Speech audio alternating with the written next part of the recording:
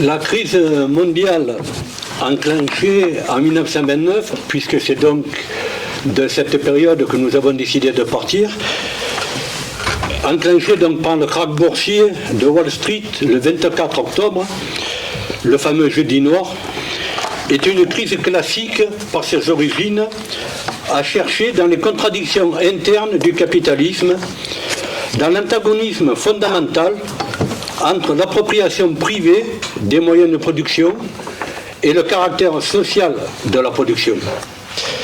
Crise classique encore par son déclenchement, le krach boursier, et sa propagation.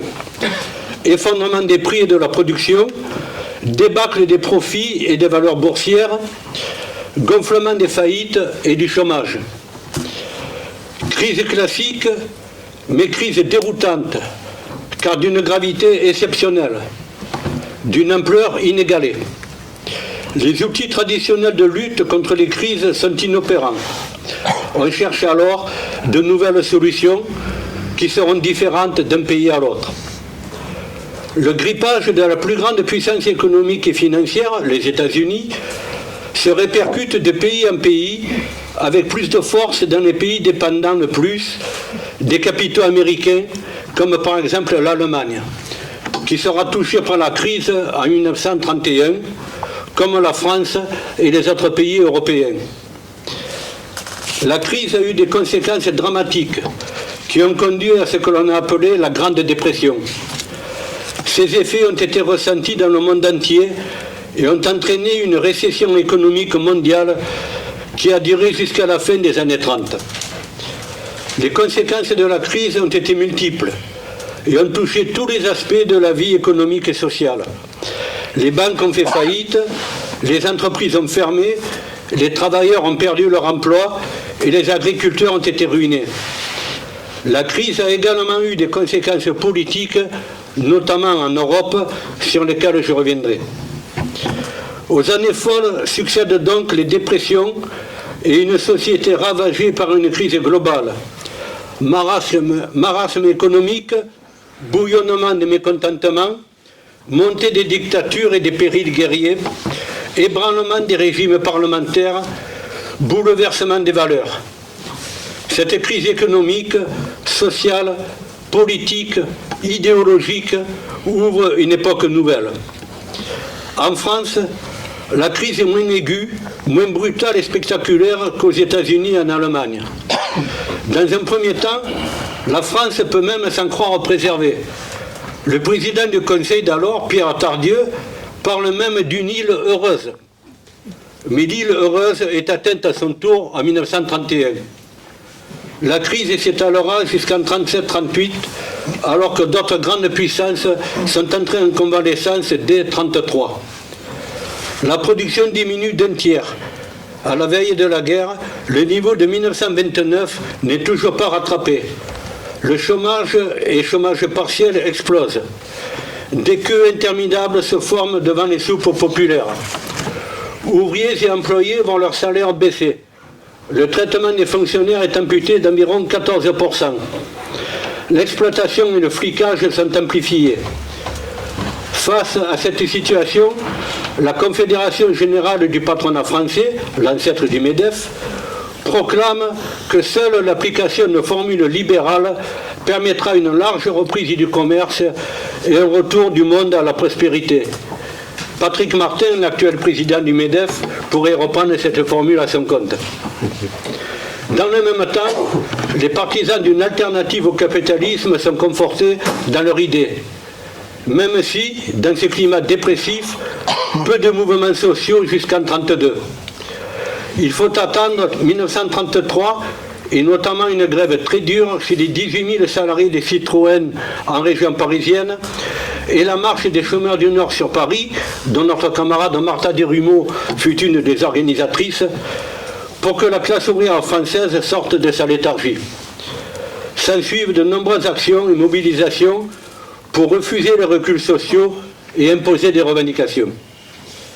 À la détresse ouvrière s'ajoute le désarroi des couches moyennes et du monde paysan, touchés par les conséquences de la crise. les petits artisans, petits patrons et commerçants voient le nombre de faillites exploser. D'où rancœur et colère qui seront vite détournés par les sirènes fascistes contre les députés pourris, la finance juive, les métèques, pour reprendre les termes de leur propagande. Ils rallient en masse des organisations comme la Ligue des contribuables. Il en est de même dans le monde agricole où sont créées par exemple les jeunesses paysannes ou chemises vertes, organisation fasciste dont la devise est « croire, obéir, servir ». En 1932, le cartel des gauches gagne les élections législatives. Mais la majorité parlementaire est instable. La droite ne tarde pas à se remobiliser sous l'impulsion du patronat. S'amorce alors une mutation profonde de la droite, qui conduit d'un nationalisme anti-allemand à l'idée qu'on peut s'inspirer d'Hitler et bientôt composer avec lui. Pour parvenir à leur fin, le patronat subventionne les ligues existantes et en suscite de nouvelles. Toutes ces ligues se constituent et agissent sur le modèle des organisations fascistes et nazies d'Italie ou d'Allemagne. Action française compte 60 000 membres, les jeunesses patriotes 90 000, les Croix de Feu 130 000, dont 100 000 en région parisienne, la Ligue du contribuable 700 000.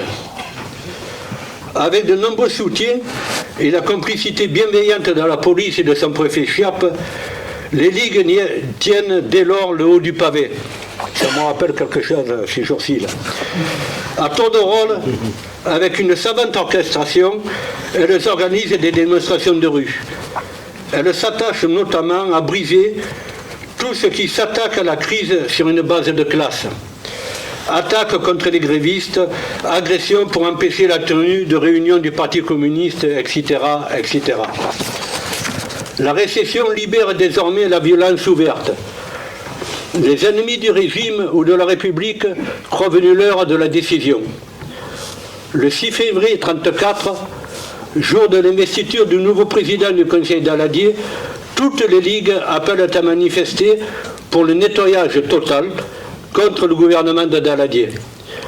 La manifestation tourne à l'émeute place de la Concorde. 14 morts le jour même et 1000 blessés. C'est la plus forte explosion de violence dans Paris depuis la Commune. Pour la première fois dans l'histoire de la République, un président du Conseil, régulièrement investi, capitule devant une émeute de rue. Daladier sera remplacé par Doumergue. Après le 6 février, des responsables de l'armée déclarent, je cite, qu'elle se dispose psychologiquement et sentimentalement à intervenir dans les affaires politiques de la France. Les conditions d'un développement d'un fascisme français sont créées. Devant le danger fasciste, la classe ouvrière se mobilise. Appel de la CGT et de la CGTU à une journée de grève générale le 12 février. Il y a 2 manifestations auxquelles appellent aussi et séparément le Parti communiste et la SFIO. Les 2 cortèges parisiens se rejoignent. C'est sans doute le point de départ du Front populaire. Dans les semaines qui suivent est formé un comité de vigilance des intellectuels antifascistes. En juillet est signé un pacte d'unité entre le PCF et la SFIO qui se concrétisera par la création d'un large front populaire, qui aboutit en mai 1936 à l'élection d'une majorité de gauche et à la mise en place d'un gouvernement de front populaire avec la SFIO, le Parti radical et le soutien du Parti communiste. Débute alors une mobilisation sans précédent de la classe ouvrière qui veut imposer ses revendications avec une CGT réunifiée en mars, grève massive, occupation d'entreprises imposant d'importants reculs au patronat, création de milliers de comités de soutien du Front populaire dans les quartiers des villes et les villages. La mise en place des 40 heures et des 15 jours de congés payés restant des conquis parmi les plus importants. Et durant toutes ces années, les fascistes européens ne sont pas restés inactifs. Au Portugal, dirigé par un régime autoritaire depuis 1926, Salazar prend le pouvoir en 1932 avec le soutien de l'Église romaine, de riches propriétaires, d'industriels et de banquiers. Sa dictature durera jusqu'en 1968. En Italie, Mussolini, fondateur du fascisme, théorisé notamment par Giovanni Gentile, dont parle André dans son livre, personnage qu'André donc évoque dans son livre, a été appelé au pouvoir par le roi. En octobre 1922, suite à la marche sur Rome de 50 000 chemises noires. Marche qui aurait pu être arrêtée, l'armée étant prête à intervenir pour l'empêcher d'arriver à Rome. Mais le roi n'a jamais signé le décret d'urgence permettant cette intervention. La droite et la bourgeoisie pensent alors que Mussolini sera utile pour réprimer les agitations ouvrières et repousser le bolchevisme. En 1927, le prêtre Luigi Sturzo, membre du Parti populaire italien qui était en exil à Londres, écrit dans l'Italie et le fascisme « La finance fasciste favorise la richesse capitaliste ». Mussolini, donc, en 1934, tente de structurer une internationale du fascisme, en organisant une conférence en décembre à Montreux en Suisse. 13 pays européens y participent, dont la France. En Allemagne, après avoir joué durant des années sur le ressentiment du peuple allemand, suite à l'humiliation subie avec l'application du traité de Versailles, et sur les effets catastrophiques de la crise capitaliste, Hitler est appelé au pouvoir par Hindenburg, président du Reich, le 30 janvier 1933. Après sa tentative de putsch manquée en novembre 1923, qui lui avait valu quelques mois de prison, Hitler et les nazis s'étaient jurés de ne plus tenter de s'emparer du pouvoir par la force. Cela signifiait pour eux de donner l'impression de respecter la légalité constitutionnelle tout en semant la terreur dans le pays par la violence jamais abandonnée de leurs troupes de choc, les SA. La nomination d'Hitler est le résultat de tractations menées par les milieux d'affaires, entre guillemets, c'est-à-dire le capital, avec Hindenburg et le chancelier d'alors von Papen. C'est pour eux le moyen de détourner les masses populaires des communistes encore bien implantés dans la société allemande et d'éviter une prise de pouvoir bolchevique. Au risque d'allonger mon intervention, je n'ai pas pu m'empêcher de citer ce qu'a dit Krupp, le baron de l'acier, lors de son procès en 1947. Je cite « L'économie a besoin d'un développement sûr ou en croissance. En raison des rivalités entre les partis politiques en Allemagne et du désordre généralisé, il n'y avait aucune possibilité de prospérité. Nous pensions qu'Adolf Hitler nous garantirait un développement sain, et il l'a fait. Nous, les Krupp, nous ne nous sommes jamais intéressés à la politique. Nous voulions seulement un système qui fonctionne bien et nous permette de travailler sans entrave. La politique ne fait pas partie de nos affaires. » Fin de citation. Financer le parti nazi, faire travailler comme des esclaves plus de 20 000 déportés ou prisonniers de guerre dans ces usines, ce n'est pas faire de la politique. En 1948, Krupp sera condamné à 12 ans de prison et à la confiscation de tous ses biens. Le 4 février 1951, 2 ans et demi après sa condamnation, il est amnistié par les Américains. La confiscation des biens de la société est annulée et on lui restitue sa fortune personnelle de 10 millions de dollars de l'époque. Et il reprendra le contrôle de son groupe en 1953. Je reviens au premier gouvernement d'Hitler, donc, qui ne compte que 3 nazis, dont lui. Von Papen est vice-chancelier et la droite classique y est largement représentée. Hitler est nommé alors que le parti nazi était en perte de vitesse aux élections de 1932. Il avait perdu 2 millions de voix entre juillet et novembre. Avec une rapidité foudroyante, dans la plus parfaite illégalité, Hitler assoit sa dictature. Après l'incendie du Reichstag, 4000 militants communistes sont arrêtés en une seule nuit. Cela n'empêchera pas l'élection de 81 députés communistes en mars, qu'Hitler fait immédiatement arrêter. Il s'est fait octroyer les pleins pouvoirs par les députés alors que le parti nazi n'est qu'une majorité relative. Seuls les députés du SPD votent contre. Le premier camp de concentration est ouvert à Dachau, près de Munich, le 20 mars 1933, pour recevoir les opposants politiques, les syndicalistes dont les organisations sont interdites et toutes les personnes considérées comme des ennemis par les nazis. On connaît malheureusement la suite et où nous a conduit cette dictature avec 70 millions de morts lors de la Seconde Guerre mondiale. Le 18 juillet 1936, c'est en Espagne, avec l'aide d'Hitler et de Mussolini, que Franco et les dirigeants de l'armée provoquent une rébellion contre le gouvernement de Front Populaire, légitimement élu en février de la même année. C'est le début de la guerre d'Espagne qui va durer 986 jours et d'une dictature qui durera jusqu'à 1977. Sous le lâche regard de ce que l'on nomme les démocraties européennes, dont l'inaction pèsera lourd dans l'issue du conflit, les troupes de Hitler et Mussolini se livrent à une répétition grandeur nature, intervenant massivement, procédant avec les troupes de Franco en de nombreux massacres, le plus connu, sinon le plus important, étant le bombardement de la ville de Guernica, le 26 avril 1937, qui fit plus de 1500 morts sur 7000 habitants.